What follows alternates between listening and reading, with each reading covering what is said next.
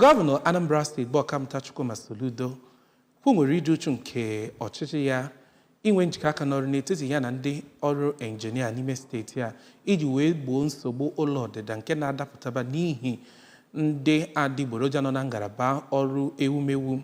Gọvanọ kwupụtara nke a site n'ọnụ osote ya bụ Dr. Onyekachukwu Ibezim mgbe ndị otu Nigeria Society of Engineers Ọka chapter bịara njem mkpọtụrụ n'iru ọrụ ya dị n'obi gọọmenti bụ Lighthouse Ọka.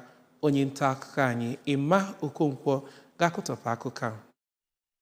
Gọvanọ Soludo onye kwuru na ndị na-arụ ọrụ ngo akpọrọ ndị injinia n'aha bekee dị nnukwu mkpa n'obodo ọbụla gbaa gburugburu. O kwuru ndị otu ahụ ka ha bụ ndị ga-eneba anya n'ọrụ dị iche iche ndị ọrụ ngo na-arụ na steeti a iji wee memina ọrụ dị iche iche maọbụ akparamagwa ndị na-amaghị ọrụ nọ n'ime ya bụ otu. N'okwu ya na mbụ, onye isi oche nke ya bụ otu bụ injinia Mary Jane Okoli, onye du ndị ahụ wee bịa ya bụ njem nleta, kenere nnọọ gọvanọ Chukwuma Soludo maka mbọ dị iche iche ọ na-agba ịgbanwe mpaghara niile nke steeti a ma kpọkue gọọmenti ya ka ọ bụrụ ihe ga-agbanyesi ike ime ka mmekọrịta dị n'etiti gọọmenti steeti a nakwazi ndị otu ahụ bụrụ ihe ga-adị ọkpụtọrọkpụ. Site na Lighthouse dị n'Ọka, abụ m Emmanuel Okonkwo.